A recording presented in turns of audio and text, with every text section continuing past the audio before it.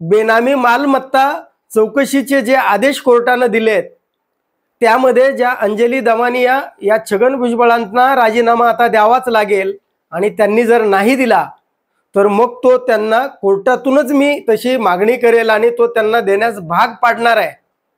म्हणजे छगन भुजबळांच्या बेनामी संपत्ती चौकशीचे जे आदेश निघालेत त्यातनं छगन भुजबळांना राजीनामा द्यावा लागेल हे त्यांना छगन भुजबळांना पटायला लागलंय का? म्हणूनच त्याच्या पाठीमागे त्यांचं हेच कारण दिसतंय की ते आक्रमकपणे सरकारच्या विरोधात बोलायला लागलेत। म्हणजे इकडे बेनामी मालमत्ता चौकशीच्या आदेशानुसार राजीनामा देण्यापेक्षा कुठंतरी ओबीसींच्या लढ्यात त्याच्यासाठी म्हणून ते राजीनामा देतील आणि या मंत्रिमंडळातून बाहेर पडलोय ते ओबीसींचा लढा लढण्यासाठी, हा या छगन भुजबळांचा यामागे हेतू आहे का? मित्रांनो, देवेंद्र फडणवीस वारंवार समजावून सांगतात की कुठेही या हैदराबाद गॅजेटियरचा धक्का या ओबीसी आरक्षणाला लागत नाहीये, पण तरी सुद्धा हे छगन भुजबळ हे सरकारच्या विरोधामध्ये आक्रमकपणे आहेत।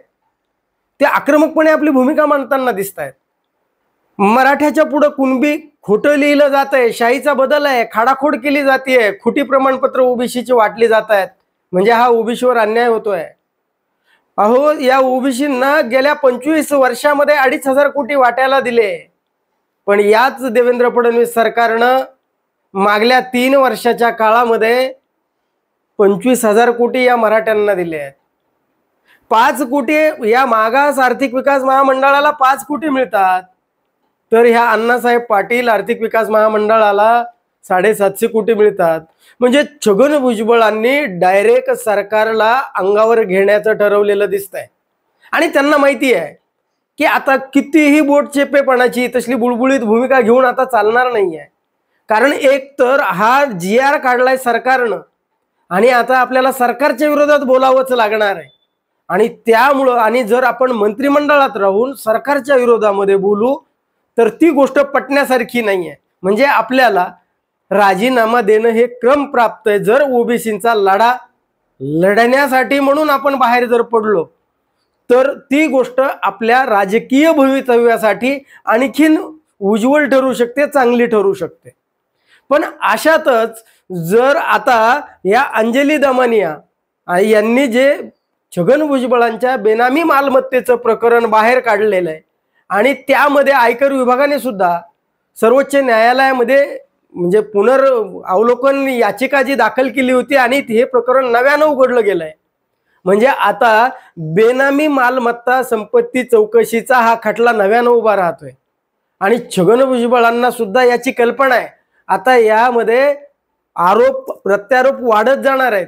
अंजली दमानिया यांनी तर आता मी कोर्टातूनच यांचा राजीनामा घेईल जर देवेंद्र फडणवीसांनी यांचा राजीनामा नाही घेतला तर। मग ही गोष्ट कुठेतरी या छगन भुजबळांना सुद्धा पटलेली दिसते का? आणि त्यांना माहिती आहे आता की असंही करून राजीनामा द्यावाच लागेल आणि जर असा बाहेर गच्छंती करून म्हणजे चोरी, भ्रष्टाचार आणि अशा आरोपाखाली मंत्रिमंडळातून आपली हकालपट्टी होण्यापेक्षा ओबीसींचा लढा लढताना शहीद होणं कधीही चांगलं।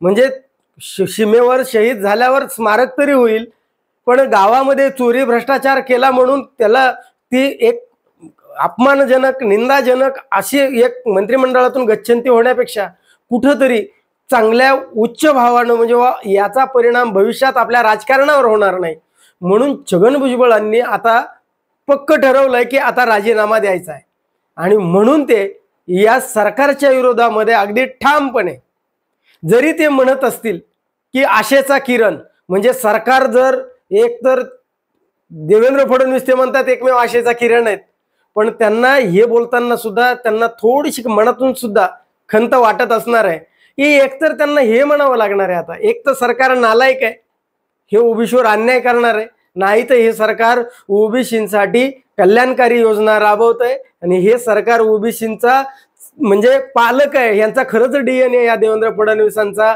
हा ओबीसींचा आहे। ही गोष्ट छगन भुजबळांना बोलावी लागणार आहे।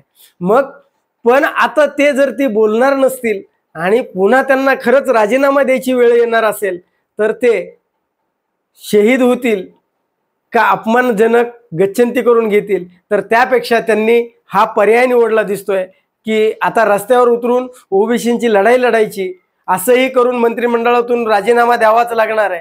त्यापेक्षा ओबीसीच्या न्याय मागण्यासाठी आपण जर राजीनामा दिला तर मग आपण शहीद होऊ, ओबीसींसाठीचा नेता म्हणून आणखीन आपली कारकीर्द उजळून निघेल असं छगन भुजबळांना वाटत असेल कदाचित, म्हणूनच ते आता सरकारच्या विरोधात दंड थोपटून उभे आहेत। याविषयी आपलं काय मत आहे कमेंट करून जरूर सांगा, आणि हा व्हिडिओ जर आवडला तर लाईक आणि शेअर करायला विसरू नका। धन्यवाद। जय महाराष्ट्र।